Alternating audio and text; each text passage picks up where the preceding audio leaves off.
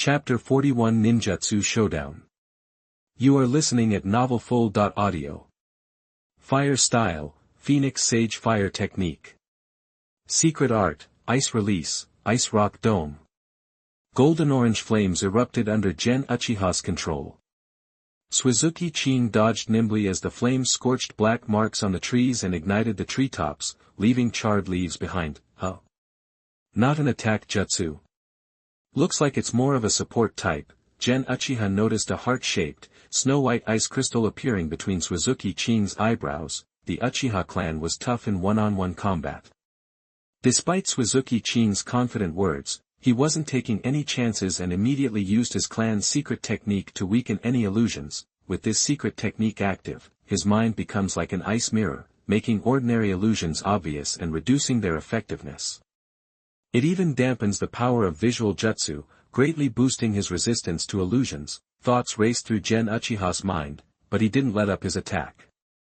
If it wasn't an offensive jutsu, he had to press his advantage.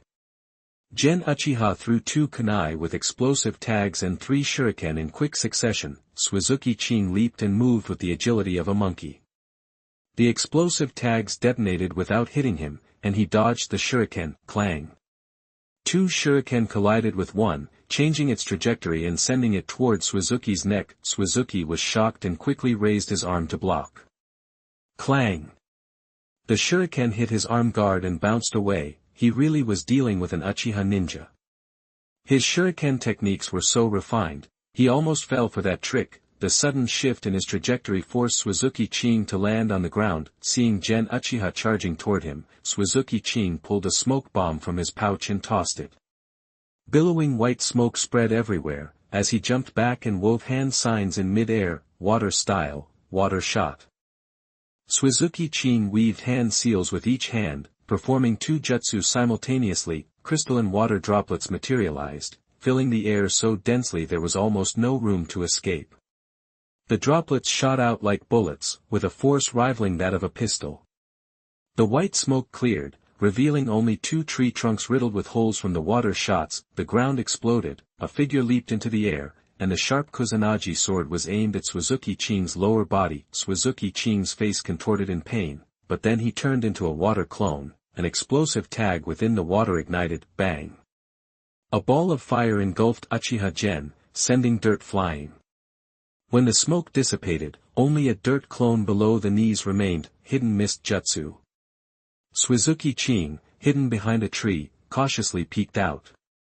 Not finding Gen Uchiha, he immediately began weaving more hand seals. A dense white fog rapidly spread through the forest, growing thicker until visibility was near zero. Hyuga Takuma and the 4 others fighting nearby were all affected, and they retreated from the fog. While hidden mist ninjas were used to fighting in the fog, they were used to creating it.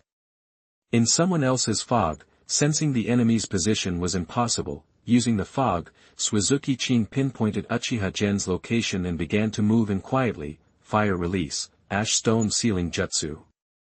So he can make fog.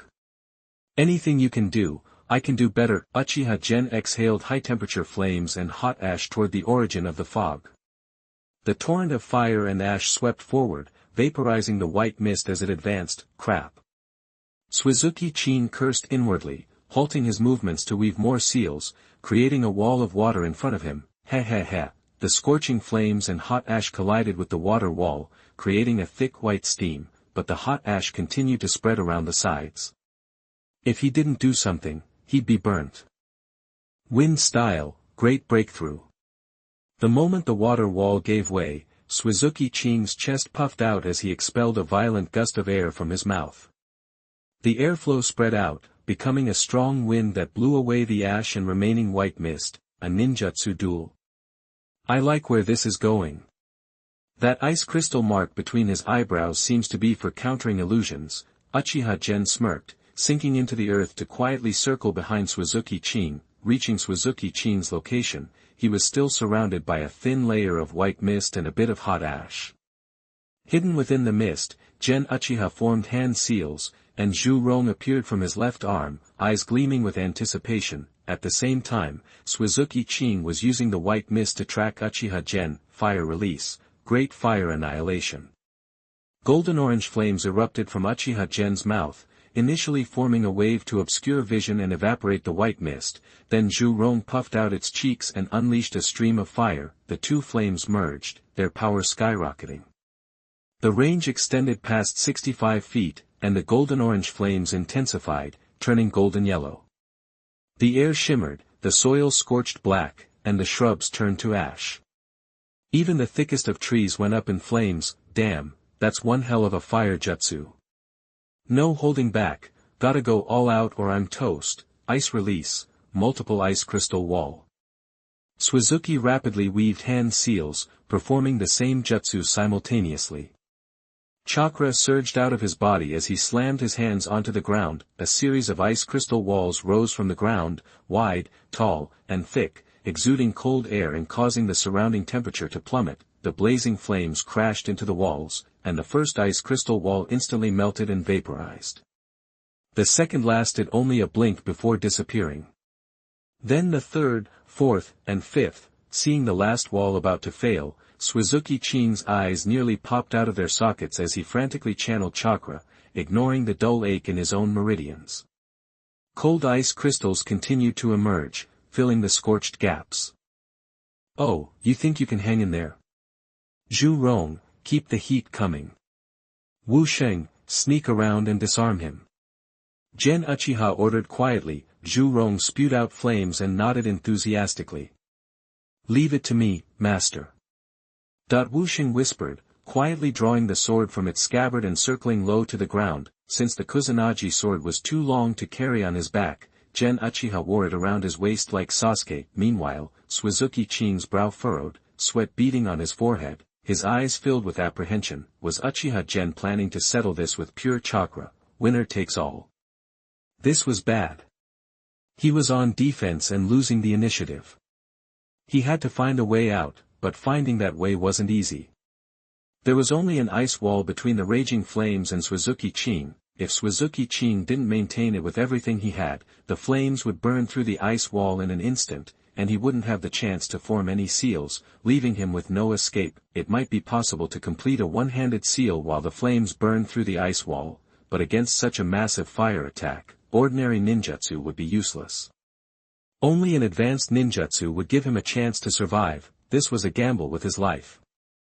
Fail, and he would die. Succeed, and he might live. The original B-rank jutsu, Great Fire Annihilation, had been boosted by Zhu Rong to surpass even A-rank offensive jutsu and approach the power of an S-rank. Just as Suzuki Chin was hesitating, Wu Sheng helped him make a choice, testing the waters today, and I'm sure it is more important to follow up. Please support me, thank you. Chapter 42 Defeat. You are listening at novelfull.audio. Wu Sheng circled back around, spotted Shui Wuyuqing, and instantly attacked, his sword shooting out like an arrow. Kiyoshi Minazuki saw the sneak attack reflected in his ice wall and didn't sweat it. He immediately made a hand seal, not to cast a new jutsu, but to reinforce the existing wall. Suddenly, a 2-inch thick sheet of ice extended from the larger wall. It didn't seem like much, but it could even withstand an explosive tag. However, the Kusanagi sword was sharper than Kiyoshi imagined. The blade pierced right through the ice and into his side, blood spurted out, and a wave of pain hit him. Kiyoshi lost control of his jutsu. The raging golden flames quickly melted the thick ice wall. Shui Wuyuqing tilted his head, his eyes confused and desperate. There was no clone jutsu, so how did that sword get there? Too bad. He still had so many tricks he hadn't even used. The next moment, Wu Sheng pulled out the sword and quickly retreated. Was the sword alive? A flicker of understanding crossed Shui Wuyuqing's eyes, followed by a surge of anger. Uchiha ninjas were tough enough in a one-on-one fight, but this guy had backup. That was low. Before he could finish the thought, the golden flames engulfed him, silencing his screams and reducing him to ash. Seeing the sea of fire, Gen Uchiha pulled a soldier pill from his pouch and swallowed it. Even though the fight was short, it had drained his chakra. Zhu Rong, absorb the flames. Got it, master. Zhu Rong swooped down, and the sea of fire rapidly shrank. Nice work. Gen smiled as Mu Xing circled him happily before returning to its scabbard. Zhu Rong returned quickly after absorbing the flames. You did great too. Zhu Rong rubbed against Jen's palm before returning to his left arm. Zhu Rong wasn't usually that small, it just shrunk down for convenience. Jen glanced at the charred corpse, then vanished, heading towards his subordinate's position.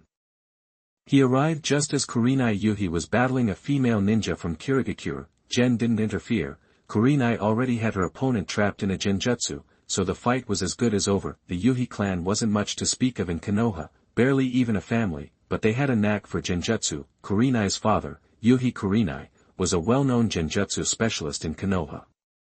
With his training, the seasoned Chunin was no match for his daughter. Kurenai could handle Chunin and Genin on her own. Thwack, star data kunai pierced the Kirigakure Chunin's throat.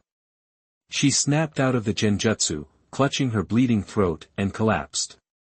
A few twitches, and she was gone. Huff. Captain. Kurenai exhaled and looked at Jen perched on a tree branch. Good job. Got any fight left in you? Absolutely, Kurenai said firmly. Good. Support the left flank. I'll take the right. Yes, sir. They leaped off, disappearing into the trees. Nearby, Takuma Hyuga and a Kagaya clan ninja were locked in a fierce fight, both injured. Takuma's were external, the Kagaya's internal. Takuma dodged back as a kunai with an attached explosive tag flew toward him. Kagaya clan members were known for their sharp instincts. The Kagaya ninja saw the incoming attack and instinctively raised his left hand. 3 bone bullets shot from his fingers, intercepting the kunai. The explosive tag detonated in a burst of smoke. Uchiha appeared next to the Kagaya ninja, used his teleportation technique, made eye contact, and activated his genjutsu. The Kagaya ninja froze, his expression blank. Gen seized the opportunity, his Kusanagi sword flashing, leaving a thin cut on the ninja's throat. Strong, amazing. The Kagaya ninja snapped out of it, instinctively covering his throat, blood bubbling from his mouth. Those were his last words, uttered calmly, without fear of death. Takuma glanced at him, his expression thoughtful. That Kagaya ninja was a bit crazy, but a formidable taijutsu opponent. Thanks for the assist, Captain. No big deal. You weren't necessarily going to lose. Clang, Jen sheathed his Kusanagi sword. But you weren't necessarily going to win, either. Haha. He was a smart ninja, one worth supporting. A minute later, Yuri Hong and Bai Yun Zanzang arrived. You guys okay? Jen asked, looking them over. I'm good to go, Captain. Same here. Alright, pop a soldier pill and let's move out. They took out soldier pills from their pouches. We're heading for the edge of the forest. The fighting's thickest there.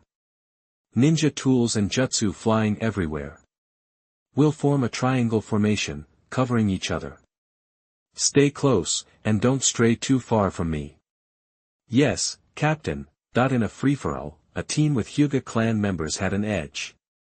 Their wide field of vision could protect them and their teammates from surprise attacks. Let's go. Jen leaped onto a branch. The others followed, though they needed to use the tree trunks for leverage. They passed the charred spot where Jen had fought Kiyoshi Minazuki.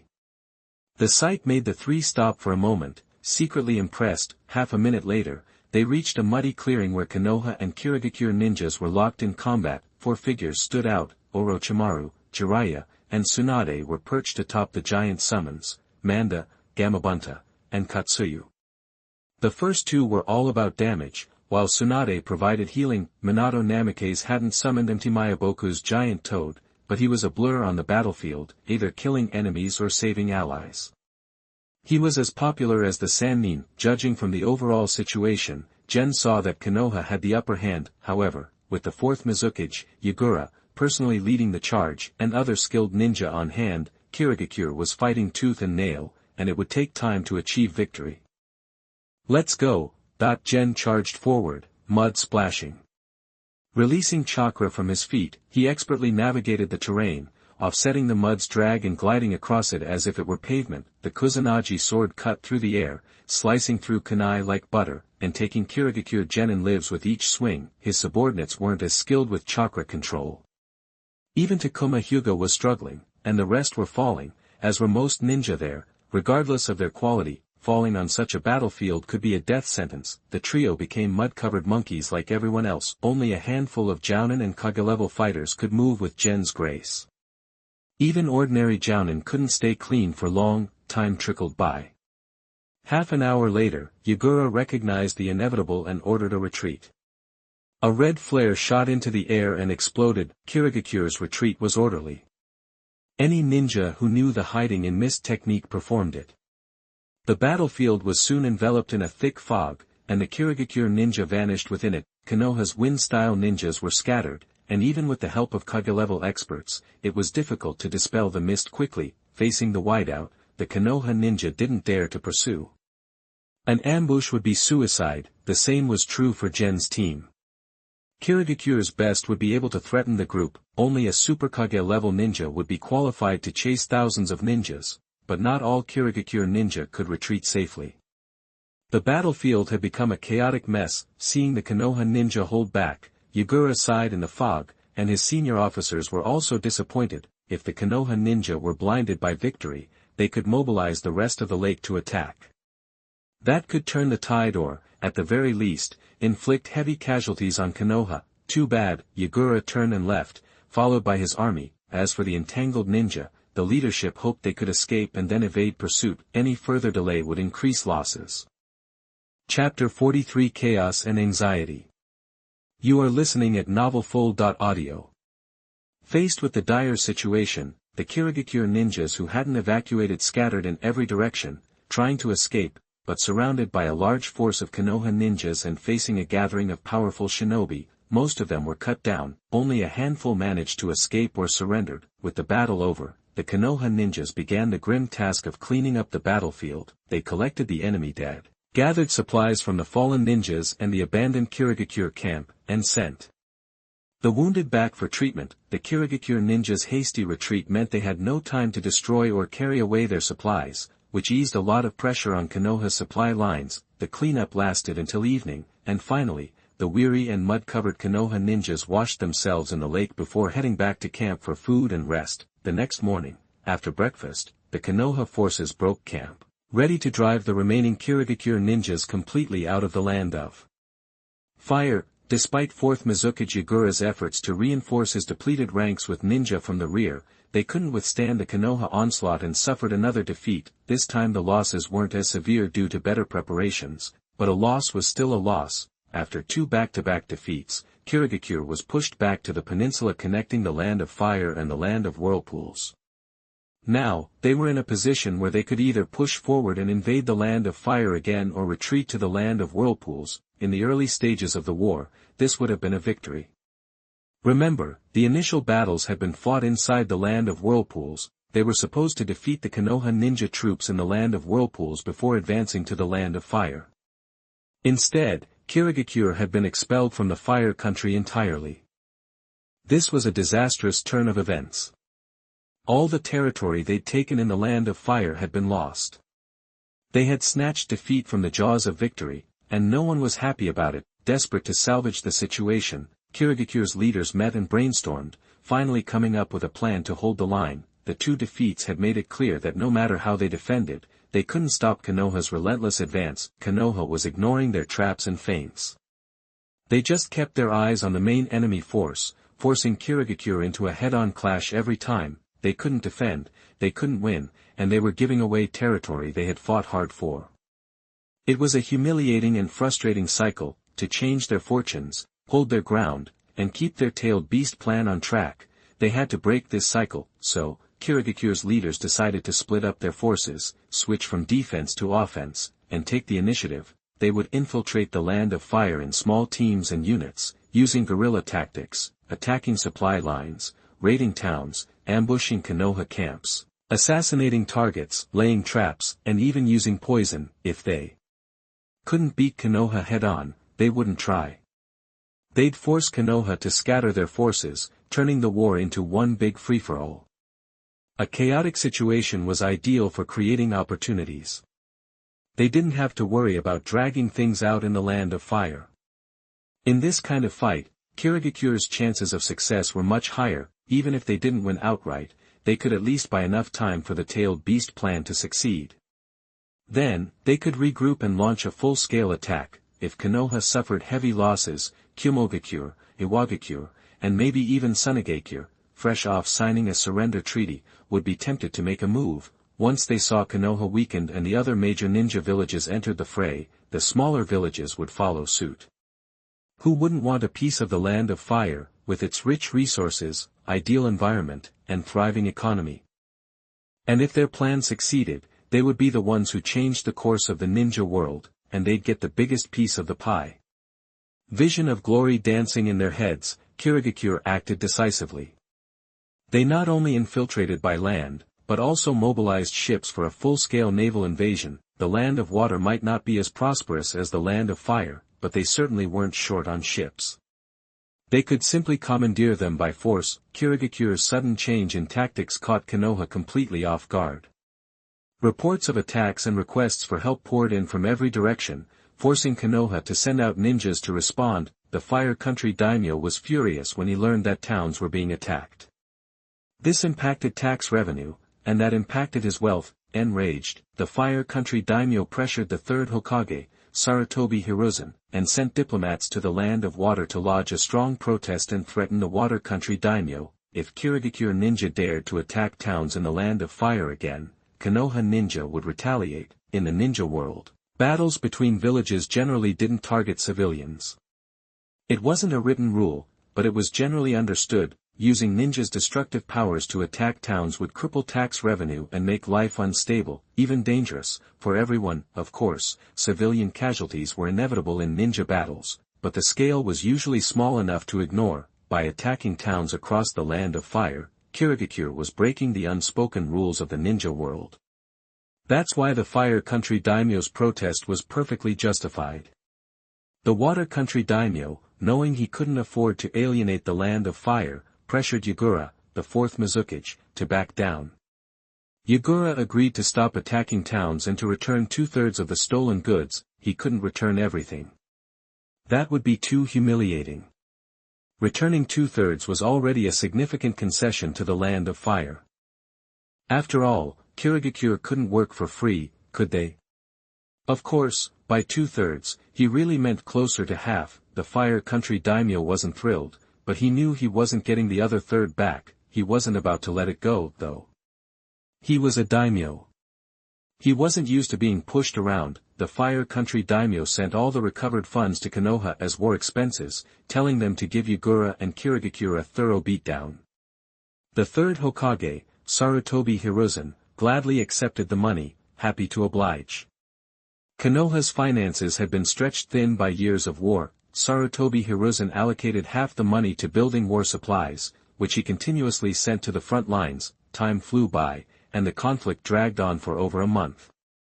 The fighting spread across the eastern and southern Land of Fire, with ninja clashing everywhere. Sensing that the time was right, Yagura sent 2 ANBU teams to infiltrate the Land of Fire with the container holding the three tails, hoping to find a suitable Jinchuuriki. Umbu squads generally consisted of 4 smaller squads, each with 4 members, plus a squad leader, for a total of 17 people. There were 4 ANBU teams in Konoha, plus the chief and deputy ANBU ministers, totaling 70 people. Most ninja villages followed Konoha's structure, so Kirigakure's ANBU force was about the same size. As Yagura set his plan in motion, Uchiha Madara, who had been watching from the shadows, also decided to act, sending black and white Zetsu to guide the Kirigakure ANBU. Meanwhile, Uchiha Gen was keeping busy like any other ninja, taking on missions day in and day out. The only difference was that sometimes he went on missions with his 3 subordinates, sometimes with other special jonin and jonin, and sometimes he went alone. One day, Uchiha Gen received another solo mission and decided to take advantage of the chaos to make preparations for his future. Doing certain things outside Konoha during wartime was far easier than doing them inside the village. Chapter 44 Uchiha Yuichi. You are listening at novelfull.audio. Near Konoha's supply lines, a trio of Mist Village ninjas leaped through the dark forest in a triangular formation. Suddenly, all 3 shifted aside in perfect unison. The stationary tree trunk they were targeting had abruptly moved, whoosh, whoosh, whoosh, as they landed. a volley of 8 shurikens flew at them with deadly speed and accuracy. Caught completely off guard, the special Jonin and 2 Chunin reacted instinctively, drawing their ninja swords and kunai, bracing for an attack. Clang, clang, clang, the shurikens collided midair, their trajectories changing in an instant. This unexpected maneuver threw the mist ninjas for another loop. They were all struck and fell to the ground, screaming in pain. Before the injured ninja could recover, thick branches shot out, binding them tightly. He he he. Whoosh, whoosh. He he he. An eerie, sinister laughter echoed through the forest. Human faces materialized on the towering ancient trees, their expressions menacing. The trees swayed, their branches flailing like grasping claws, creating a terrifying spectacle. The tree, it's alive. Triads. What kind of monster is this? The faces of the 3 ninjas, hardened by the brutal training of the Blood Mist village, paled with fear. With a shift in light and shadow, a figure emerged like a chameleon. He stepped onto a wooden bridge formed by connected branches.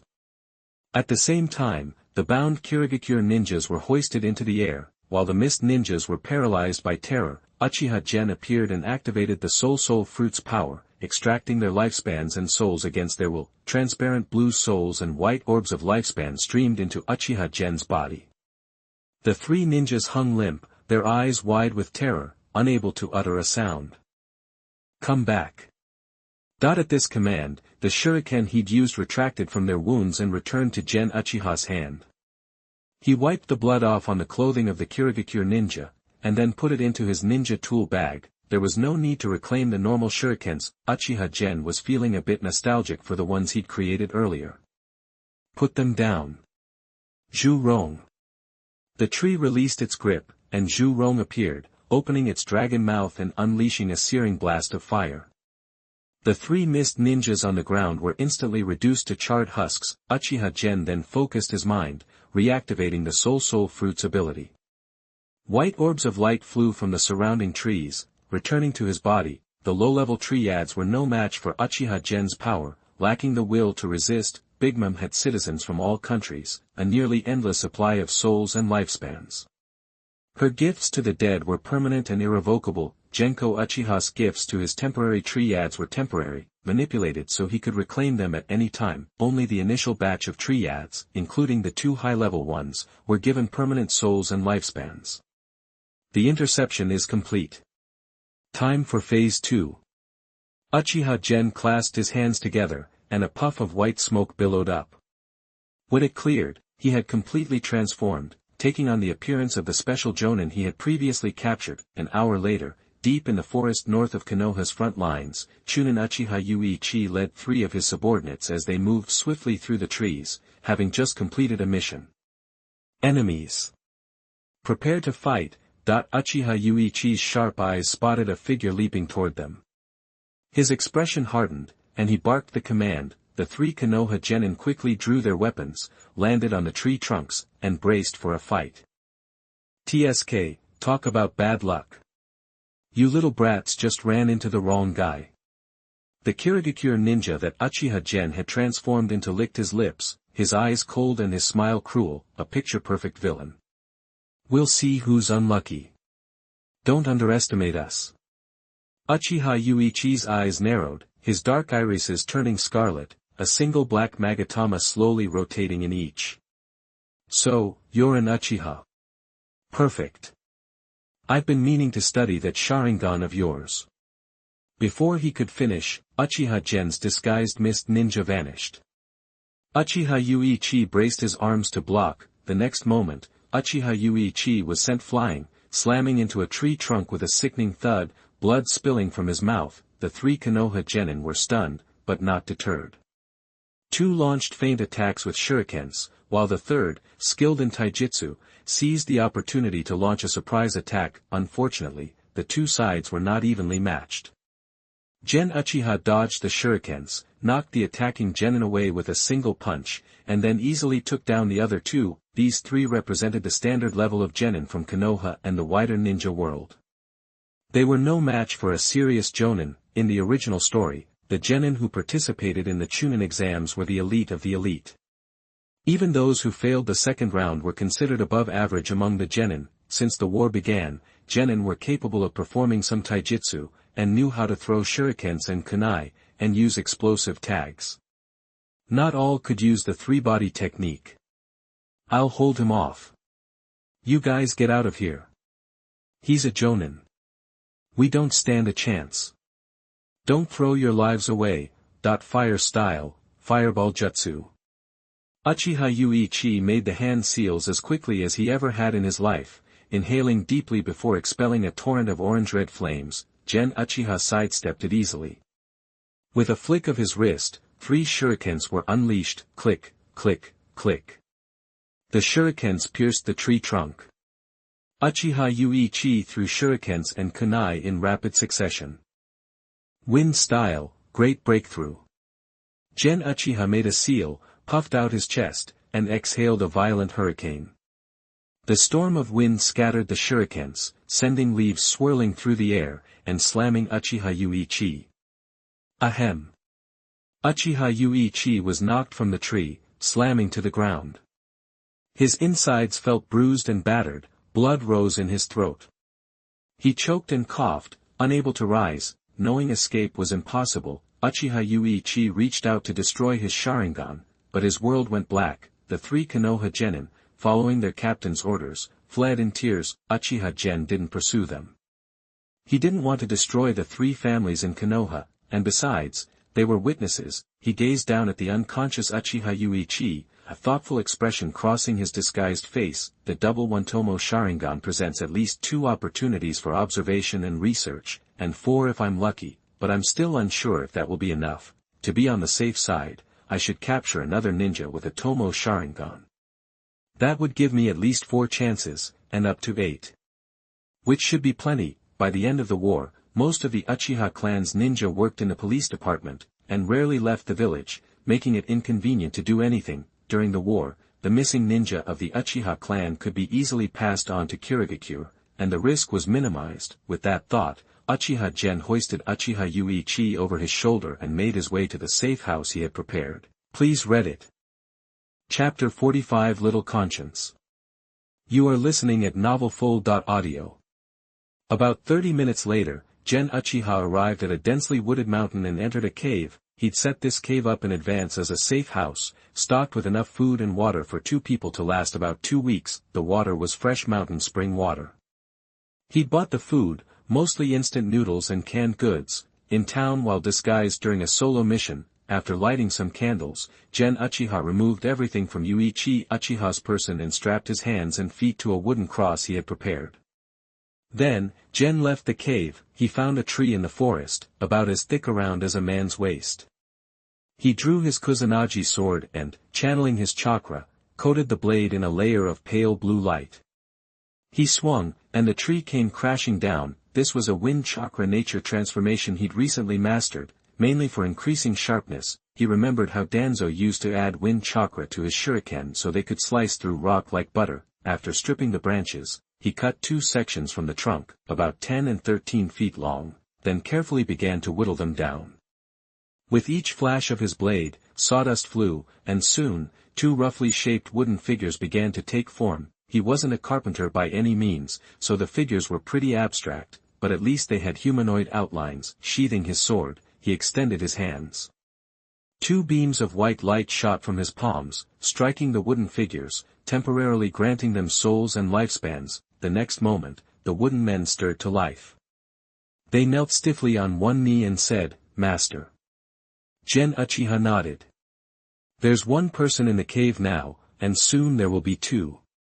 Your job is to make sure they don't starve or die of thirst, and to keep the place clean."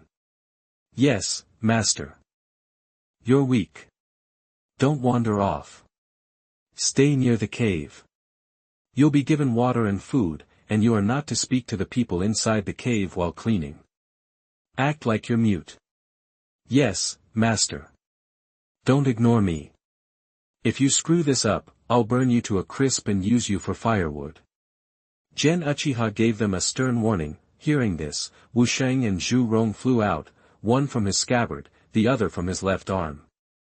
One danced with the sword, the other breathed fire. demonstrating wood chopping and fire starting simultaneously.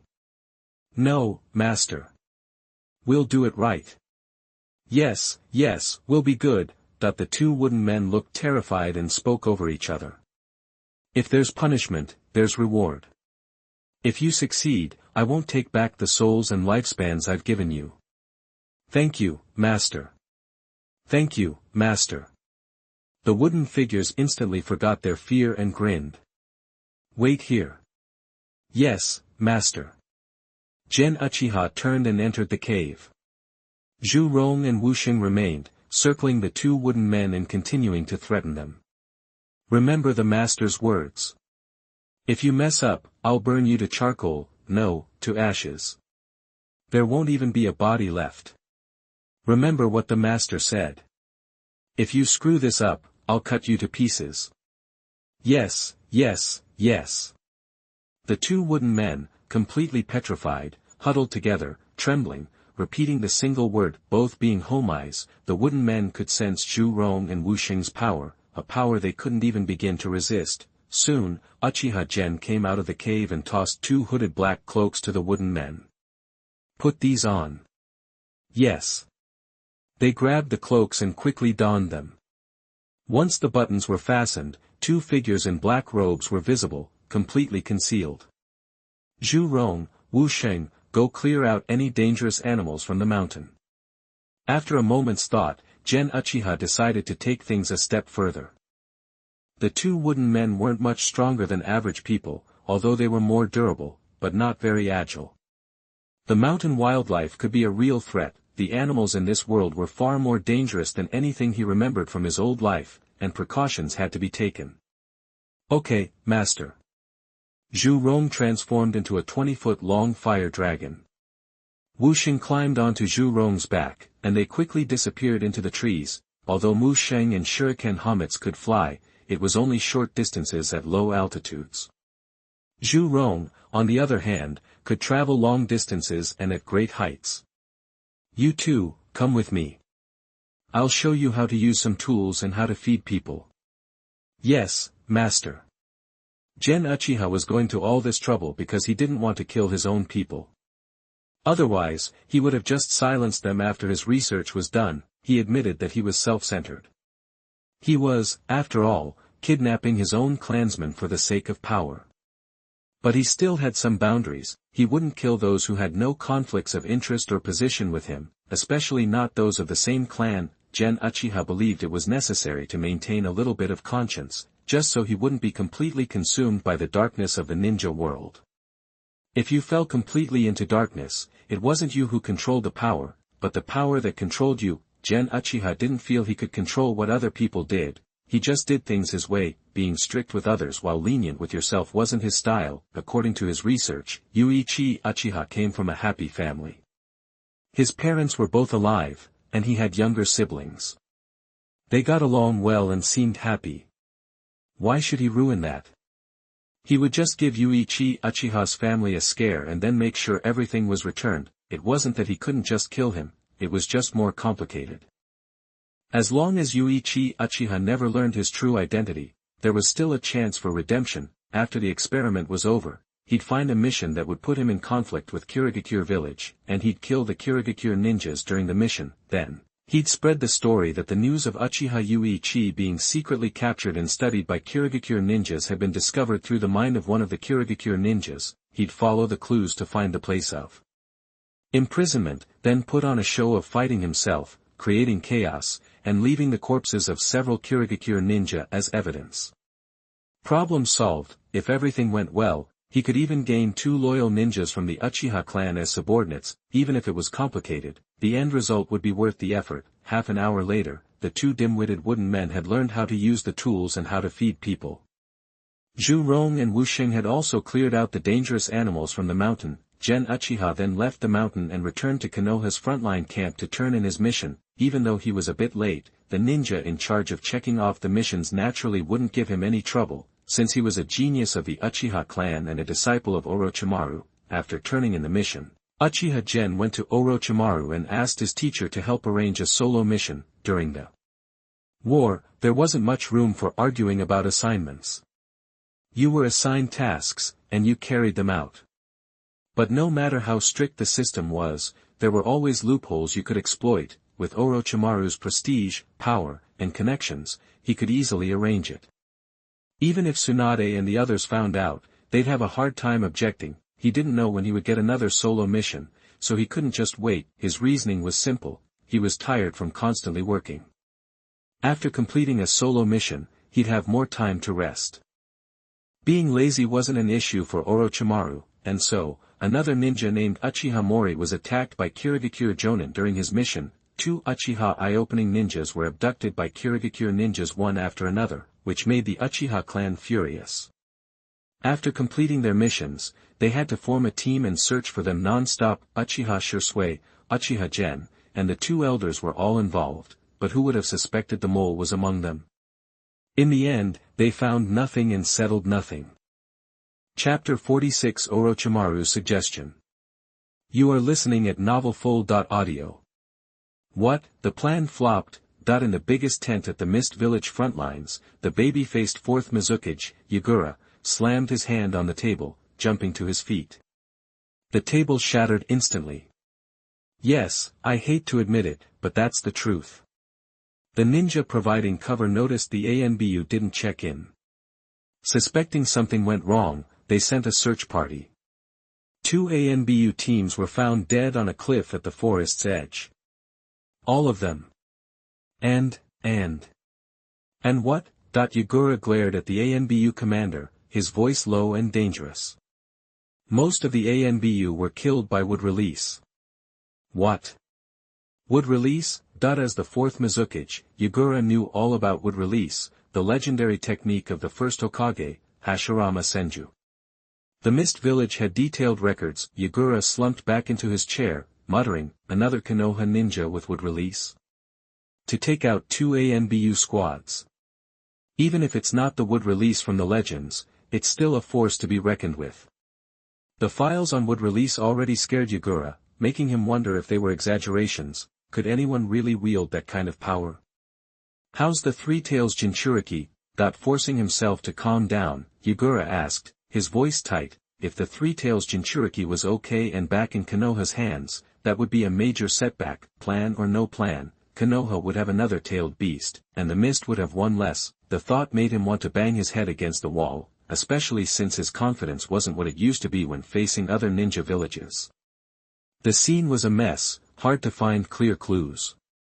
Knowing the Three-Tails' importance, I used our top spy embedded in Konoha's front lines.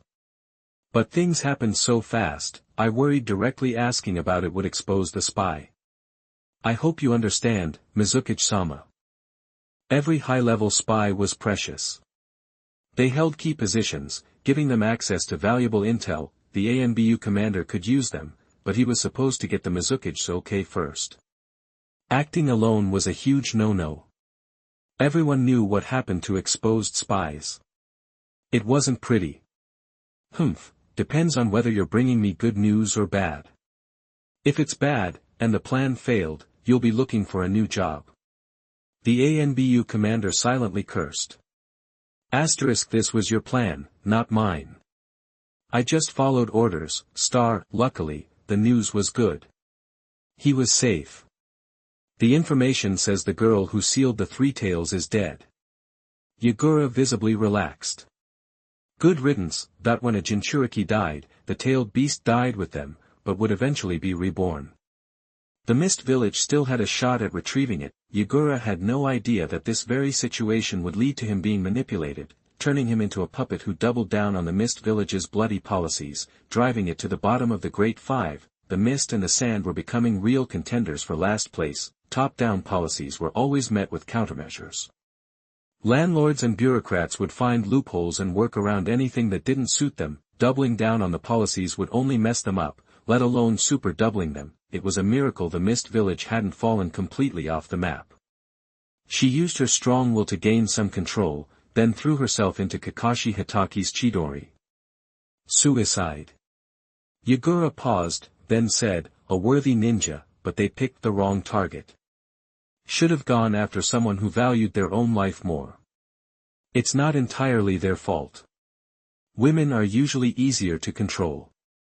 Too late for that now. Just bad luck. Konoha still has some fight left. Their luck hasn't run out yet. Mizukage-sama, what now? Yagura gave a helpless smile. What can we do? Pull back the troops, regroup, and retreat to the land of whirlpools. If the plan failed, no point in sticking around in the land of fire. We keep bleeding fighting Konoha, the cloud, stone, and sand villages will be laughing all the way to the bank. The ANBU commander nodded, then said, but Mizukage-sama, can we even defend the land of whirlpools? It's strategically vital. Konoha will never let us have it. What about bringing in the Nine-Tailed Jinchuuriki from the village? Yagura considered it, but then shook his head. No. Yugao is only 7. Her control over the Six Tails is too weak. If it goes berserk and the seal breaks, we'll have a real problem. If Yugao dies, the Six Tails will just be reborn like the Three Tails. Then we'll have no tailed beasts at all. Can't risk it. Just, do your best to defend it. If we can't hold it, retreat and let the land of whirlpools become a no-man's land like before. If Konoha doesn't want to keep fighting, they'll maintain the understanding we have. If the mist occupied the land of whirlpools, it would be the perfect launching pad for an attack on the land of fire, and vice versa. Konoha was doing well and didn't want to start a war in the water country, but the mist wouldn't allow the possibility. Yes, Mizukage-sama. I'll deliver the orders. Go on, Yagura said, waving him away. With the plan's failure, he had a bad feeling the mist village would end up like the stone village and the others, gaining nothing. Yes.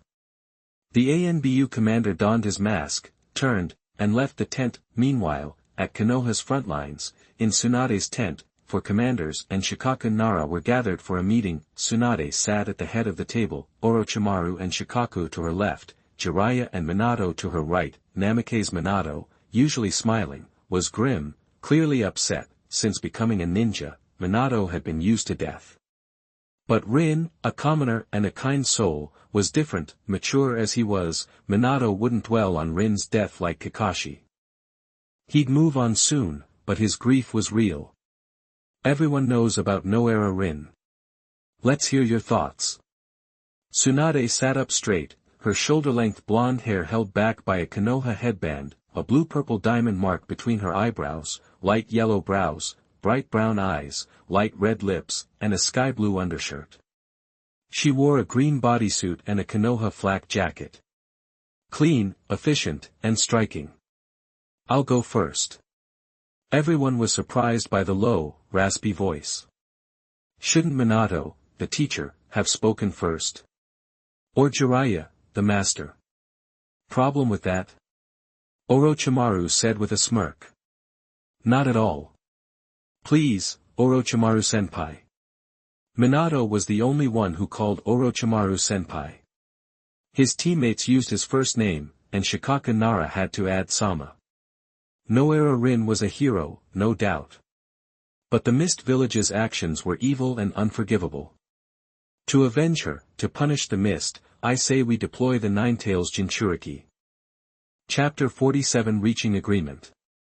You are listening at novelfull.audio. The news hit them like a ton of bricks. Minato Namake's blurted out, no way. Why not? Just because she's your wife? Someone asked, incredulous. Using the Nine-Tailed Jinchuuriki is a win-win. It'll avenge your students, hurt Kirigakure, and reduce casualties for Konoha. Especially that last part. Everyone knows how badly Konoha's been hit. We've even got kids on the front lines. With the Nine-Tailed Jinchuuriki and the 4 of us, we can steamroll Kirigakure and end this war fast. Think of all the lives we'd save. Isn't that a good thing? Besides, Kushina's already done a lot. And Minato, as her husband, you'd get some recognition too. Of course, I'd get some credit for the idea, but it's mostly about what's best for Konoha. Orochimaru gave a thin smile, calm as could be. Minato was stunned. He knew it was the quickest way to end the war, and it would boost his reputation, but putting Kushina at risk, Jiraiya, seeing his student's hesitation, jumped in. Your idea's good, but what if Kushina loses control? And what if other villages find out she's left Konoha? They'll jump at the chance. Orochimaru scoffed. What's to be afraid of? We send an escort team. Kushina's no pushover. Anyone who tries anything will regret it. Besides, they probably wouldn't even find out. Jiraiya, you think so little of Konoha's security? As for her losing control, you're worrying too much. You've seen Kushina use the Nine-Tails before. We just need her to tap into a controlled amount of power. Even if something goes wrong, Kushina's a master of sealing techniques, and we've all studied them. Together, we can't handle a weakened Nine-Tails. Tsunade's here too.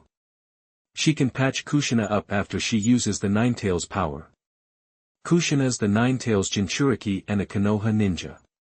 She should be doing everything she can for the village, right? And she has been involved before. You know that, Minato. Why are you overthinking it? You can't get anywhere if you second-guess everything. Minato took a breath and thought it through. There were risks, sure, but they weren't that big. Orochimaru-senpai's right. I was getting caught up in my worries. To end this war ASAP, I agree to Kushina joining the fight. With Minato on board, Tsunade, Jiraiya, and Narashikaku weren't going to object. Minato, how much of the Nine-Tails power can Kushina control? Tsunade asked. Kushina can handle 6 tails. 7 in a pinch, but the risk of losing control skyrockets. Tsunade nodded. Let's play it safe and stick with 5 tails, tops. Thank you for your consideration, Tsunade-senpai. Naruto had unleashed 8 tails against Pain, but that was only half the Nine-Tails power. Kushina had the whole thing. 5 tails would probably be as strong as Naruto's 7-tail burst, enough to wreak havoc on the battlefield. Alright, that's settled. Let's get the village to sign off on this. The others agreed, and a top-secret scroll was sent to Konoha via Ninja Hawk, the fate of the Kirigakure ninja. No one mentioned it, they weren't fools. They knew Kirigakure would pull back if their plan worked. No point in wasting energy on that. Whether those troops regrouped at the current frontline or somewhere else didn't matter. When Kushina arrived, they'd push forward and drive Kirigakure into the sea. The meeting broke up, and everyone went back to their duties. Orochimaru was swamped with military matters, missions, and his secret work collecting Kirigakure ninja for research. He hadn't crossed the line of experimenting on his own people yet. He was using enemy ninja, or those he bought on the black market. He hadn't completely fallen to the dark side. He still craved the Hokage title, still stood with Konoha, and still made suggestions for the village's benefit. Sending the Nine-Tailed Jinchuuriki was entirely Orochimaru's idea. Gen Uchiha had nothing to do with it. Kakashi, it's me. At the Konoha frontline hospital, Gen Uchiha pulled back the tent flap and walked inside. Kakashi was lying on the cot, staring blankly at the tent ceiling like he hadn't heard a thing. He was lost in his own head. Kakashi, Gen's here to see you, Shisui Uchiha said softly, gently nudging Kakashi. Kakashi blinked, saw Gen by the bed, gave a small nod, and then went back to staring at the ceiling. It was a heavy blow. Even Shisui couldn't escape Madara's plan. Gen Uchiha winked at Shisui, who nodded and left the tent. Has he been like this? Gen asked. Yeah, ever since he woke up. It's been 2 days. Shisui looked guilty. I'm so useless. Lin was such a good person. If she was okay, Kakashi wouldn't be like this. What happened? Team 7 strong. This shouldn't have happened. Shisui gave a wry smile. Maybe we just got unlucky. Kirigakure sent 2 ANBU squads and a bunch of ninja who'd snuck into the land of fire to help. Kakashi and I fought hard, but we couldn't stop them from kidnapping Lin. Gen Uchiha just stared at him. If he'd been there, it might not have gone much better. 2 elite ANBU squads, extra Kirigakure ninja, and black and white Zetsu stirring the pot. it was a tough situation, unless someone had overwhelming power and could take on all the Kirigakure ninja at once. Even the impatient black and white Zetsu couldn't do much, otherwise, they'd have to grab Lin and run. But white Zetsu's hiding skills were too good. They could leak their location and never be safe. Sooner or later, exhaustion would set in. Kakashi and Shisui had done well just to survive. He figured if he went all out, he could probably fight the two ANBU squads and the Kirigakure ninja, but they were playing dirty. He was still mortal. A hit to the vitals and he'd be done. He didn't have enough defense right now, so some ninja used more conventional methods. Even if they could hold off the Mist Ninja and the impatient Black and White Zetsu, Madara Uchiha and Black Zetsu would never let anyone ruin their plans. Black Zetsu was too weird. If it attacked, even the Soul Fruit might not be enough to stop it. White Zetsu also had 100,000 low-quality clones. Not all of them were close by, but there were bound to be a lot in and around Madara's lair. After considering everything, he realized he probably wouldn't have fared any better. Sigh, in a situation like that, no one comes out unscathed without godlike power. Jen patted Shisui on the shoulder. Don't blame yourself too much. Carry on their will. Even the Sannin couldn't have changed the outcome. Minato's flying thunder god was great for escaping, but it wouldn't have been enough to stop the kidnapping. You're right. I'm starting to accept it, but Kakashi. Shisui cared about Rin as a teammate, but he hadn't known her as long as Kakashi had. Only you and Minato-senpai can reach him. Kakashi's not ordinary. He's a great ninja, and he'll pull through. I hope so. I have to go. I'll see you around. Later. Chapter 48 The Nine-Tailed Jinchuuriki joins the battle. You are listening at novelfull.audio. In Konoha, Hiruzen Sarutobi was furious when intel came in from the front lines. Kirigakure's attempt to unleash the three tails on Konoha was the last straw. Sarutobi was ready to make them pay, but even with his resolve, deploying the Nine-Tailed Jinchuuriki was a huge decision. He had to run it by the three elders first. When the elders got the news, Danzo Shimura immediately declared that Kirigakure would pay in blood. Koharu Utatane and Mito Kadena exchanged glances, then quietly agreed to Sarutobi's plan. With their approval, Sarutobi immediately sent word to Kushina. After hearing the proposal, she was on board. Half an hour later, Kushina slipped out of Konoha, headed for the Kirigakure front lines under the protection of Umbu and Root ninjas. The trip was uneventful, but the escort didn't take her all the way to Konoha's front camp. Instead, after a certain point, they turned back. Minato Namikaze used the Flying Thunder God Jutsu to bring Kushina the rest of the way. No one was the wiser. Except for a select few, the frontline ninjas had no idea the Nine-Tailed Jinchuuriki had arrived. This secrecy was designed to blindside Kirigakure and their spies, to minimize Konoha's casualties and secure a lasting peace. Tsunade and the other high-level officials ordered the ninjas to ease up on their attacks against Kirigakure. Compared to a Jinchuuriki, regular ninjas just weren't efficient enough. When Kirigakure bunched up its forces, the tailed beast could unleash hell, saving Konoha lives in the process. It was a win-win. A few days later, when Kirigakure's troops gathered, the 4th Mizukage Yagura and his commanders noticed that the number of ninjas returning to camp was up by 1.5%. This anomaly threw Yagura for a loop. He couldn't figure out the reason, but he had a bad feeling about it. Trusting his gut, Yagura ordered a full retreat to the land of whirlpools for the next day. They couldn't stay any longer. Unfortunately for him, Konoha wasn't about to give him that chance. That afternoon, seeing that most of Kirigakure's ninjas were bunched together, they launched an all-out offensive. Yagura had no choice but to gather his troops and fight back. The remaining Kirigakure ninjas were out of luck. They couldn't just run without a fight, right? They'd already retreated once, losing the territory they'd seized from the Land of Fire. If they retreated again without a fight, their morale would hit rock bottom, making it nearly impossible to defend the Land of Whirlpools. Either way, they were going to have to fight Konoha.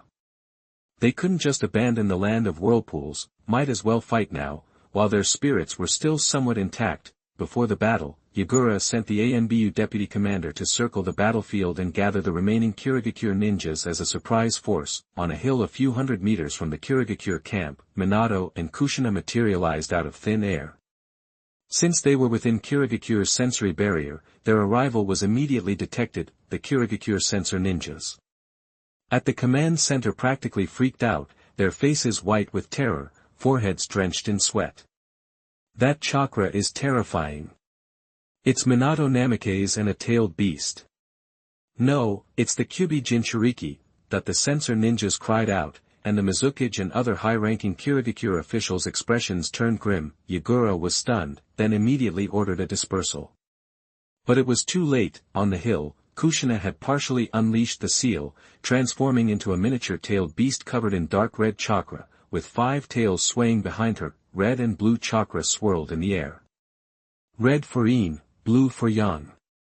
The two mixed in a 2:8 ratio, forming 10 fist-sized, purple-tailed beast balls. Then, 10 of the miniature-tailed beast bombs shot out, screaming across the sky and slamming into the Kirigakure camp. Boom! The 10 points of impact were scattered, but because their speed varied slightly, the explosions occurred almost simultaneously. The earth-shattering explosions echoed for miles, 10 miniature mushroom clouds billowed into the sky, and terrifying shockwaves ripped outward. Any Kirigakure ninjas near the impact, regardless of rank, were vaporized. Trees were uprooted or snapped in half. Sand and rocks flew everywhere in a hurricane of destruction. It was like the end of the world. The mist ninja near the impact zone were doomed. Some were obliterated before they could even react. Others were shattered by the shockwaves, their organs exploding, bleeding out in an instant. Still others were flung away by the hurricane, left broken and dying. Those 10 tiny-tailed beast balls more than made up for the ninjas that Kirigakure had lost in the Konoha flood. Watching the explosions in the distance, the Konoha ninjas were stunned. What was going on? They hadn't even attacked yet. Could it be that Kirigakure's hidden detonating tags had gone off all at once? Gen Uchiha, who hadn't been briefed on the situation, saw the explosions and immediately knew what had happened. Only a tailed beast ball could cause that kind of damage. Everyone, the village's Nine-Tailed Jinchuuriki has joined the battle. Let's seize this opportunity to crush Kirigakure and end this war. Tsunade raised her right arm and yelled. Standing next to her, the senior frontline officers repeated Tsunade's words, amplifying the message. 1 person told 10, 10 told 100, and soon, the entire Konoha army heard the call. Crush Kirigakure and end the war. Crush Kirigakure and end the war. Crush Kirigakure and end the war. That the Konoha ninjas chanted in unison, their blood pumping, their morale soaring. They charged toward the Kirigakure camp like a tidal wave. In the Kirigakure command center, everyone rushed out of the tent to see the devastation. The sight of the 10 craters and the wreckage left them shaken to their core. Mizukage-sama, it really is the Nine-Tailed Jinchuuriki. And Namikaze Minato is with her. The Konoha ninjas are already charging. They'll be here in less than a minute. Kirigakure Jonin Ao activated his Byakugan, confirming the location of the enemy. He scanned the battlefield, his expression grim. Damn it, if only we still had the 3 tails. Everyone, retreat immediately. Yagura, his face tight with anger and regret, issued the order. Their chances of victory had already been slim. Now, with the Nine-Tailed Jinchuuriki's sudden appearance, they were practically non-existent. If they continued to fight, they'd lose everything. Whoosh, whoosh, whoosh. Hearing Yagura's order, the Kirigakure ANBU lit the emergency retreat flares. Bang, bang, bang. 3 blood-red Kirigakure forehead protector symbols exploded in the air. It was Kirigakure's signal for a full-scale retreat. They dropped everything and ran for their lives. Seeing the blood-red signal, the Kirigakure ninjas scattered without a word. The 10-tailed beast balls had shattered the spirit of the Kirigakure army. They had no will to fight. On the hill, seeing the enemy trying to flee, Kushina sprouted another tail, the Yin and Yang chakra swirling faster than ever. Chapter 49 The Ghost Lantern Clan. You are listening at novelfull.audio. This time, the tailed beast bomb was still about the size of a baby's fist.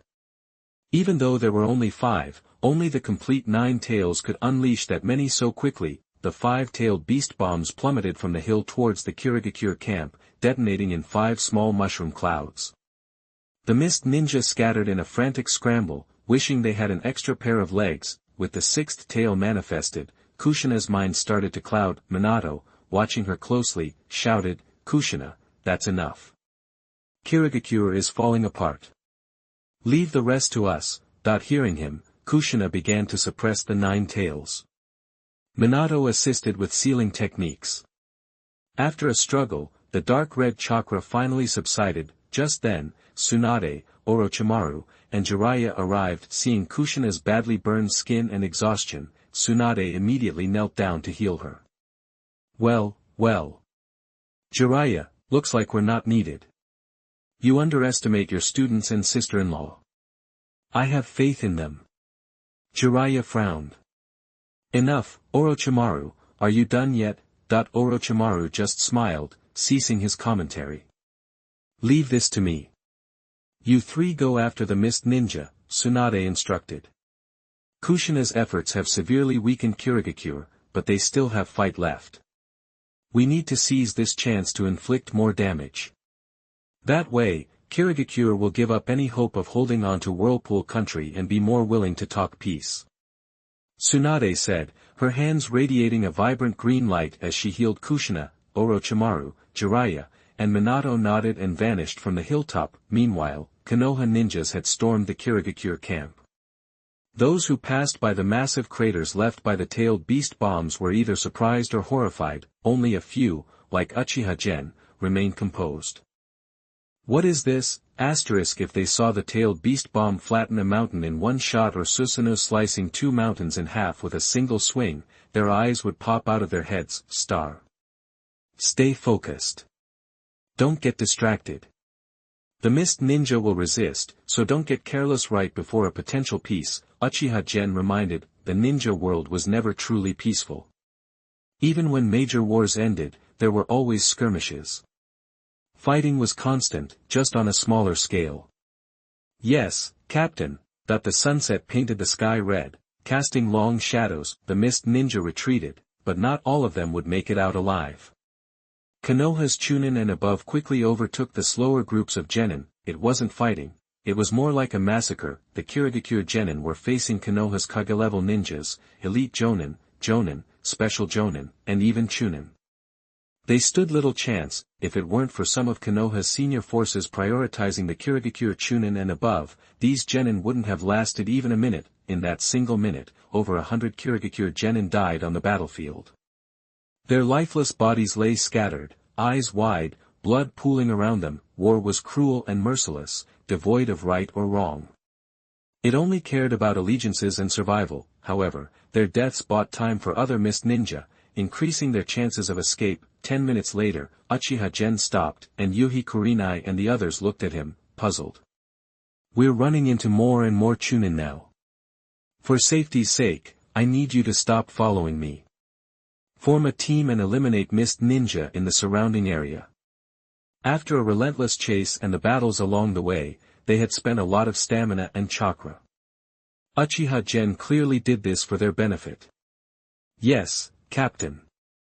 The three were grateful and quickly agreed. They weren't worried about Uchiha Gen's safety. They knew his mission success rate was 100%, and he had a history of single-handedly wiping out entire Jonin teams. If they stayed with him, he would have to protect them and wouldn't be able to fight at full strength. Gen Uchiha nodded slightly, stretched, and shot off like an arrow into the distance. Half a minute later, Gen Uchiha caught up with a 4-man Mist Ninja team. The team seemed to have lost all will to fight and simply fled. Uchiha Gen identified who appeared to be the captain and gave chase. Seeing that his pursuer was closing in, the Mist Ninja knew he had to deal with him. He whirled around and launched an attack, sending several shuriken hurtling through the air. Uchiha Gen's eyes morphed into 2 Magatama Sharingan eyes, and he easily sidestepped the shuriken. He thrust the Kusanagi sword forward, the blade extending rapidly. The Mist Ninja was startled and forced to break his stride to dodge. Gen Uchiha's lips curled into a smirk as he shifted his attack from a thrust to a slash. The timing was perfect, catching the enemy in a vulnerable position mid-air. The sharp Kusanagi sword cleaved the Mist Ninja in 2, but instead of blood, clear water gushed out. As the body fell apart, the Mist Ninja raised his right hand, and a water droplet shot out like a bullet, hitting him squarely between the eyebrows. And ninja from the Hozuki clan, Gen Uchiha dodged the water droplets and rushed forward, the Kusanagi sword contracted, and fire chakra blazed from his palm as he spat out a mouthful of wind chakra. The wind and fire fused, and the Kusanagi sword ignited with golden-white flames, distorting the air around it. While he didn't know any lightning release ninjutsu, and water could defeat fire, if the fire was powerful enough, it could evaporate all the water. Could the water transformation technique be used without water? Speaking of which, lightning release ninjutsu was great. It not only controlled the earth but also countered the Hozuki clan's water transformation technique. Seeing the flaming sword, Yuzo Kitomo's heart skipped a beat. He instantly understood Uchiha Gen's plan and raised his hands in the shape of a pistol. Water pistol double shot. .2 highly compressed water bullets erupted from between his index fingers, one aimed at the head and the other at the heart. Unfortunately, although the water bullets were fast, they were within the Sharingan's perception and reaction speed. Gen Uchiha easily dodged them and quickly closed the gap. This wind flame sword move had been created by Gen Uchiha, copying Bayun's vacuum sword from that morning. Because it was newly created, it was not perfect, and the flames could not leave the sword to attack. Although the Kusanagi sword could be extended, the power of the fire would also decrease, and because he needed to constantly output fire chakra to maintain it, his attack power would also be weakened. Unable to stop Uchiha Gen's advance, Yuzo Kitomo drew his ninja sword from behind, and water chakra surged, forming a swirling stream that wrapped around the blade. Lightning and wind chakra could enhance ninja tools, and chakra of other attributes could naturally be used as well. The only question was whether it would work and whether there was research in that direction. Yuzo Kido was a jonin who was skilled in manipulating water chakra and had studied how to enhance his weapons. */ clang, the swords collided, water vapor hissed into the air, and then the ringing sound of steel on steel reverberated. Sparks flew, and a noticeable crack appeared on the ninja sword, almost half the width of the blade. The Kusanagi sword itself was incredibly sharp, and the sharpness of the wind chakra made it stronger than lightning and the aggressiveness of fire. The fact that he kept deflecting the blows illustrated Kiden Yuzo's superb understanding of changing water properties and the quality of his sword. Seeing his beloved sword damaged, Yuzo Kitomo was heartbroken. He didn't want to and didn't dare to go head-to-head with the Kusanagi sword again. If the sword broke, he would be defenseless against the Uchiha clan's skilled swordsmen. Even kunai, even if it was blessed with changes in the nature of water chakra, was probably vulnerable. Not daring to engage directly, Kiden Yuzo quickly found himself at a disadvantage.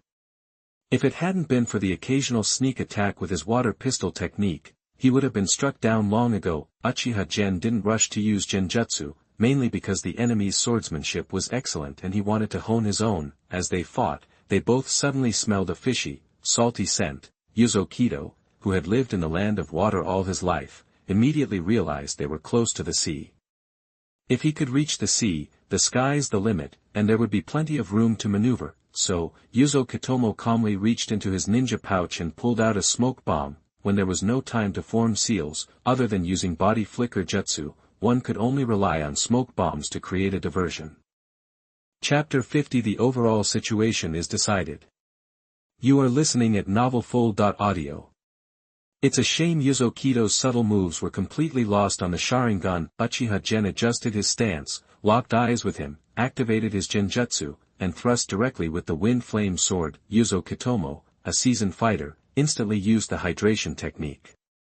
His eyes liquefied to avoid the illusion, and then his entire body turned to liquid. *TSK the wind flame sword pierced where his chest should have been, instantly vaporizing the water and creating white clouds of steam.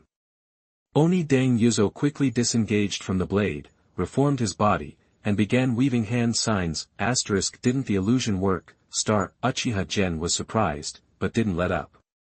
He extended the Kusanagi sword, aiming for the heart again. Ghost Deng's eyes nearly popped, but he had to abandon his seals to dodge, or he was dead. As soon as the seals were broken, the Kusanagi sword retracted. Gen Uchiha seized the opening, relentlessly slashing with the golden flame sword, each strike precise and scorching, hitting vital points. As long as I don't let him complete a water release jutsu, and there's no water source nearby, I can evaporate all the water in his body in a couple of hits. Oni Deng barely avoided Uchiha Gen's attack, feeling both frustrated and regretting his earlier choice. If I'd known I wouldn't have time to finish the seals, I should have just used water release. From the start, even a simple C-rank water jutsu would have been better than this mess. What a dumb idea to use shuriken, but it was too late for second thoughts. That's how ninja battles go. One wrong choice, and you're done. The Uchiha's sword was razor sharp, and the wind flame sword was searing hot, making him feel like he was standing next to a furnace. He was sweating and tiring fast, constantly watching the Sharingan to avoid falling into a genjutsu was exhausting. As they say, play defense too long, and you'll slip up. Yuzo, scrambling to evade, soon exposed a fatal weakness. Genjutsu, Sharingan, this time, Kido Yuzo didn't liquefy in time. His body froze. The scalding wind flame sword sliced off his right arm, a trickle of blood splattered, most of it instantly vaporized by the heat. The cauterized stump reeked of burnt flesh. A piercing scream erupted as the agony ripped Yuzo from the illusion. The burning wind flame sword in his vision grew larger, and he felt sheer terror, the soul fruit ability activated. Gen Uchiha seized the opportunity to extract Yuzo Kido's soul and lifespan, then, the wind flame sword, pausing only for a moment, plunged into his skull, crushing his brain, and instantly burning it to a crisp, bang, Kido Yuzo's body collapsed. Gen Uchiha sighed in relief, if he hadn't made the mistake of not using water release, and if I hadn't kept him from using ninjutsu, it wouldn't have been this easy without lightning release. This place was close to the sea, and saturated with water vapor. With his water-style skills, he could have used more advanced techniques, and with his ability to meld with water, I might not have been able to finish him off. That's one reason Gen Uchiha didn't wear the Uchiha clan crest or reveal the Sharingan from the beginning. If he knew I was Uchiha Gen, Kido Yuzo wouldn't have wasted time with shuriken. He would have tested me with ninjutsu. So, sometimes it pays not to advertise your clan. Kido Yuzo wasn't the first ninja to make a bad tactical call. After killing Yuzo Oniden, Uchiha Gen hurried toward the salty sea breeze. In less than a minute, the blue ocean stretched before him. Waves rolled, the sun glinted off the water, and seagulls circled in the distance. Reaching the beach, Gen Uchiha knelt, reaching out to touch the water. It felt cool to the touch, but he didn't feel any weakness or discomfort. Uchiha Gen smiled. He didn't have the devil fruit user's weakness to seawater. Did time travel eliminate the side effects? Or, because this is a different world, is the sea somehow different? Right, you can't use the laws of one country to govern another. Or is it something else? Whatever, it's good news for me. Uchiha Gen rose and continued tracking the fleeing Kirigakure ninja along the coast. 10 minutes later, Uchiha Gen stopped on a patch of grass. Faint tracks marred the surface, barely visible to the naked eye. As a clan with a visual jutsu, Uchiha ninja have sharp senses, except when they overuse their Mangekyo Sharingan. Following the trail, Gen Uchiha reached a cliff. He peered over the edge. Waves crashed against the rocks below, creating a maze of grottos and hidden ledges perfect for hiding. After considering it, Uchiha Gen stepped back, took out a soldier pill, swallowed it, and sat cross-legged, focusing on restoring his chakra and stamina. A few minutes later, feeling refreshed, Gen Uchiha took 3 kunai with explosive tags attached from his ninja pouch and threw them at 3 likely hiding spots. Bang. Bang, bang, explosions echoed, smoke and fire billowed, and rock fragments rained down. Instantly, 3 mist ninja leaped out. One emerged from the explosion, the other 2 from other hiding places. They scrambled across the rocks along the base of the cliff, using the terrain to their advantage. What looked like an impassable chasm to ordinary people was nothing to ninja. So there were some rats down there. Gen Uchiha followed along the cliff top.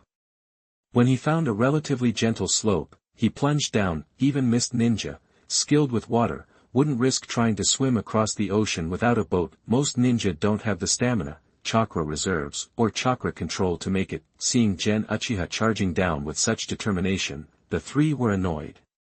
They stopped running and began weaving hand signs. Water release, rushing waves.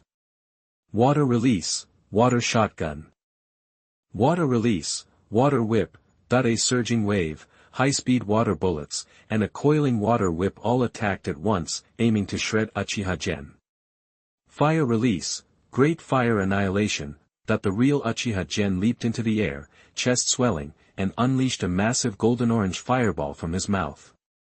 It was huge, like a meteor, and radiated incredible power. The Kirigakure Chunins' faces twisted in alarm as they desperately tried to dodge. But as the fireball impacted, it expanded rapidly in all directions, instantly vaporizing the seawater with a hiss. Aya! They couldn't outrun the flames. The raging inferno engulfed them, their screams echoing across the water. When the flames subsided, Gen Uchiha jumped down and found 2 of the mist ninja dead, but one lucky one still alive. After extracting his soul and lifespan, Uchiha Gen turned and scaled the cliff, continuing to hunt the mist ninja and claim their souls. Konoha's pursuit of Kirigakure continued for hours, only stopping when they reached the land of whirlpools and darkness fell. Many mist ninja, out of shape, out of their depth, and lacking the will to live or the smarts to survive, died in that chase. Kirigakure was thoroughly trounced. Back at the temporary camp, the Konoha ninja chattered excitedly, sensing the war was almost over.